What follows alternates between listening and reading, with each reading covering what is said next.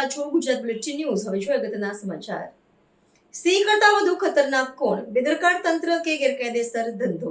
એક તરફ સરકાર સેવ લાયનના મોટા મોટા દાવા કરે છે તો બીજી તરફ રિઝર્વ ફોરેસ્ટમાં સામાન્ય લોકો કેવી રીતે પહોંચી જાય છે? જો જંગલમાં પ્રવેશ પ્રતિબંધ છે તો પછી રાત્રે સિંહ દર્શન કોણ કરાવે છે? દરેક દુર્ઘટના પછી એક જ જવાબ: તપાસ ચાલી રહી છે।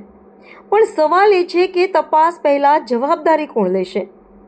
જો ગેરકાયદે લાયન શો ખરેખર વર્ષોથી ચાલે છે તો તંત્રની આંખો બંધ હતી કે પછી કોઈની રહેમ નજર હતી? 21 વર્ષના એક યુવાનનો જીવ ગયો, પણ હજુ પણ જવાબદાર કોણ તેનો સ્પષ્ટ જવાબ નથી। જંગલમાં સિંહોની સુરક્ષા જેટલી જરૂરી છે એટલી જ જરૂરી છે માનવ જીવનની સુરક્ષા પણ। આખરે પ્રશ્ન માત્ર એટલો જ છે, જંગલમાં ખરેખર રાજ સિંહનું ચાલે છે કે પછી બેદરકારીનું? Vatsal Pandya, range forest officer, Lilia વન્યજીવ રેન્જ। આ ઘટના 7:30 થી 8 વચ્ચેના સમયગાળા દરમિયાન અંટાળિયા રેવન્યુ વિસ્તારમાં બનવા પામેલ છે, જેની અંદર 3 વ્યક્તિઓ સામેલ હતા, જે પૈકી એક વ્યક્તિનું મૃત્યુ થયું છે, જેમનું નામ છે સોહેલ મુંજાવર, જેમની ઉંમર 21 વર્ષ છે અને એમનું રહેઠાણ અમરેલી ખાતે છે। બીજા 2 વ્યક્તિઓ છે તે પણ અમરેલીના જ છે અને એ 2 વ્યક્તિઓની અત્યારે હાલ તપાસ ચાલુમાં છે કે જેથી આગળની કાર્યવાહી કરી શકાય। સાહેબ, અત્યારે જે આ જનાવરે હુમલો કર્યો છે એને અત્યારે ડેડ બોડી લઈને સિવિલ હોસ્પિટલે આવ્યા છે, ત્યાં કોઈ વિગતવાર જાણવા મળેલું છે કાંઈ? ના, અત્યારે હાલ ડેડ બોડી સિવિલ હોસ્પિટલ મળેલ છે। આગળની કાર્યવાહી માટે મેડિકલ ડિપાર્ટમેન્ટને જાણ કરી છે। ખૂબ જ દુઃખદ સમાચાર આવ્યા છે। લીલિયાના અંટાળિયા રિઝર્વ ફોરેસ્ટ વિસ્તારની અંદર સિંહના હુમલામાં એક વ્યક્તિનું મૃત્યુ થયું છે। માહિતગાર સૂત્રો દ્વારા જાણકારી મળી રહી છે કે ગેરકાયદેસર સિંહ દર્શન ચાલતું હતું અને ગેરકાયદેસર સિંહ દર્શન કરતાં મીટિંગ પીરિયડમાં રહેલા સિંહે હુમલો કર્યો અને એની અંદર એક વ્યક્તિનો જીવ ગયો, એક યુવકનો જીવ ગયો છે। તો ઉત્તરોત્તર સિંહના જે એટેકની જે ઘટનાઓ બની રહી છે તો એ બાબતમાં વન વિભાગે, સરકારે યોગ્ય વ્યવસ્થાપન કરવાની જરૂર છે। આવા હુમલા થતાં રોકાવા જોઈએ અને કઈ પરિસ્થિતિમાં આ જે હુમલા થાય છે એનું સચોટ વિશ્લેષણ થવું જોઈએ, એની ખૂબ જ ઊંડાણથી ઇન્વેસ્ટિગેશન કરવું જોઈએ, કારણ કે નિર્દોષ લોકોના જીવ પણ જાય છે, લોકોના જીવ જઈ રહ્યા છે અને સાથે સાથે સિંહોને પણ આજીવન કેદ થઈ રહી છે। તો જે પ્રમાણે વર્ષોથી સિંહ અને ગીરના સ્થાનિકો એકબીજા સાથે રહેતા આવ્યા છે અને અત્યારે જે પરિસ્થિતિ ઉદ્ભવી છે કે ઉત્તરોત્તર સિંહોના જે હુમલા થઈ રહ્યા છે તો એની અંદર ખૂબ જ ઊંડાણથી તપાસ કરવાની જરૂર છે। જે પ્રમાણે માહિતી મળી રહી છે કે ગેરકાયદેસર સિંહ દર્શન ચાલતું હતું, જેની અંદર વનકર્મીઓનો પણ હાથ છે, કારણ કે રિઝર્વ ફોરેસ્ટ વિસ્તાર છે અને ત્યાં આગળ વનકર્મીઓની હાજરી ના હોય અને જે વન વિભાગ જણાવી રહ્યું છે કે ભાઈ 3 વ્યક્તિ હતા અને લઘુશંકા કરવા માટે ઉતર્યા હતા અને સિંહે એમની પર એટેક કરી દીધો, તો આ વાત બિલકુલ માન્યમાં નથી આવતી। અને જે પ્રમાણે જે માહિતગાર સૂત્રો કહી રહ્યા છે કે થોડા વધારે લોકો હતા અને એ બધા જ સિંહ દર્શન કરવા આવ્યા હતા ગેરકાયદેસર, અને એ લોકોને પાકી માહિતી હતી કે આ વિસ્તારની અંદર ભગત નામનો સિંહ અને માદા મીટિંગ પીરિયડમાં છે અને એને જોવા માટે ગેરકાયદેસર રીતે રિઝર્વ ફોરેસ્ટ વિસ્તારની અંદર આવ્યા હતા। તો ગેરકાયદેસર રીતે જ્યારે રિઝર્વ ફોરેસ્ટની અંદર આ વ્યક્તિઓ ઘૂસ્યા છે તો વન વિભાગને જાણ કેમ નથી? વનકર્મીઓ ત્યાં હાજર કેમ નહોતા?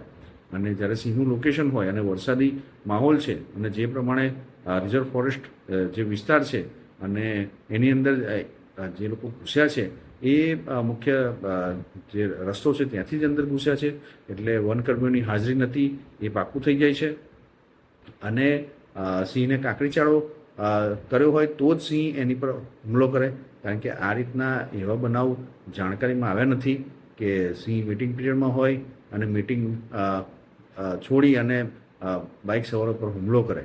તો આ ઘટના ખૂબ જ સંશોધનનો વિષય માગી લેવી છે। વન વિભાગ ખૂબ જ ઊંડાણથી સંશોધન કરે અને આની અંદર સત્ય શું છે એ બહાર લાવે, કારણ કે જે પ્રમાણે સ્થાનિકોનું માનીએ તો આ એક ગેરકાયદેસર લાયન શો થઈ રહ્યો હતો અને એની અંદર સિંહની પજવણી કરવામાં આવી અને સિંહે એટેક કરી દીધો છે અને એક વ્યક્તિનો આમાં જીવ ગયો છે। ખૂબ જ દુઃખદ ઘટના કહી શકાય કે વ્યક્તિનો જીવ ગયો છે અને સિંહને પણ પાંજરે પૂરી અને એને આજીવન કેદ પણ આપવામાં આવશે.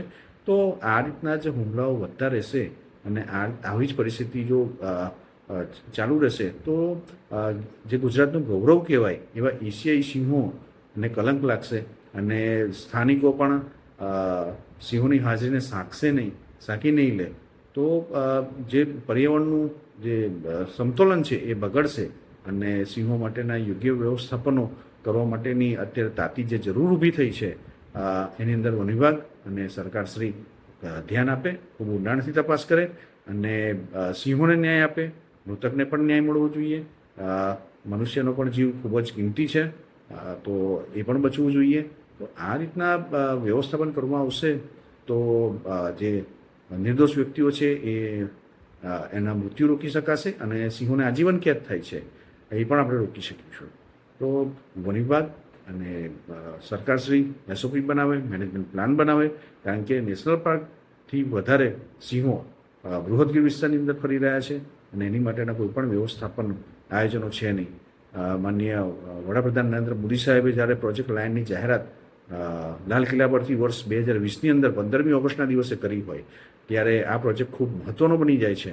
અને અત્યારે જે પ્રમાણે સિંહોના હુમલા થાય છે, સિંહો ગ્રામ્ય વિસ્તારમાં ફરી રહ્યા છે, સિંહો માટે જંગલનું વ્યવસ્થાપન નથી, સિંહો ગામડે ગામડે રખડવા માટે મજબૂર છે, ત્યારે આ પ્રોજેક્ટ લાયનની અત્યારે તાતી જરૂર છે અને આ પ્રોજેક્ટ લાયનનું ઇમ્પ્લિમેન્ટેશન થવું જોઈએ અને સિંહો માટેના યોગ્ય વ્યવસ્થાપનો ઊભા થવા જોઈએ, જેનાથી મનુષ્ય અને સિંહ વચ્ચેનો જે સંઘર્ષ છે, જે ઘર્ષણ થાય છે અને એની અંદર મનુષ્ય અને સિંહ બંનેને શોષવાનું આવે છે તો એ પણ નિવારી શકાય. અને સાથે સાથે જે તત્વો વન વિભાગની અંદર રહીને અને ગેરકાયદેસર સિંહ દર્શન કરાવે છે તો એ લોકોને પણ સબક મળવો જોઈએ, એ લોકોને પણ પાઠ ભણાવવો જોઈએ. એની પણ અત્યારે તાતી જરૂર છે. તો વન વિભાગ અને સરકાર આ બાબતમાં કડક પગલાં ભરે. સમગ્ર ઘટનાની આજની વાત કરીએ તો અંટાળિયા રેવન્યુ વિસ્તાર જે લુવારિયા રિઝર્વ ફોરેસ્ટની બાજુનો વિસ્તાર છે ત્યાં સાંજના 7:30થી 8 વાગ્યાના સમય દરમિયાન આ વન્ય પ્રાણી માનવ વચ્ચેની ઘર્ષણની ઘટના બની છે. આ એક દુઃખદ ઘટનામાં એક મૃતક છે સોહિલ મુંજાવર, ઉંમર વર્ષ 21 અને અમરેલીના વતની છે. આ ઘટના બનવા પાછળનું કારણ પ્રાથમિક માહિતી મુજબ એવું જાણવા મળે છે કે ત્યાં મીટિંગ ફેરમાં સિંહ હતા. તે દરમિયાન કદાચ કોઈ ઉશ્કેરણી કે પજવણી થઈ કે કયા કારણોસર સિંહ દ્વારા આ હુમલો કરવામાં આવ્યો તેની ઊંડી તપાસ કરવામાં આવશે. એ કેવી પરિસ્થિતિઓ સર્જાઈ જ્યારે આ પ્રકારની ઘટના બની. અત્યારે હાલની પરિસ્થિતિ હું તમને જણાવું તો અત્યારે હાલ અમે એક વન્ય પ્રાણી સિંહ નર જેની ઉંમર 9થી 12 વર્ષ છે એને રેસ્ક્યુ કરી લેવામાં આવેલ છે અને આગળની તપાસ ચાલુ છે. આ બાબતે ખરેખર કેટલા માણસો ત્યાં હાજર હતા એ સ્થળ ઉપર, ખરેખર એ સ્થળ ઉપર શું બનાવ બન્યો એની એક ઊંડી તપાસની જરૂર છે. એ તપાસ કર્યા બાદ હું તમને જણાવી શકું.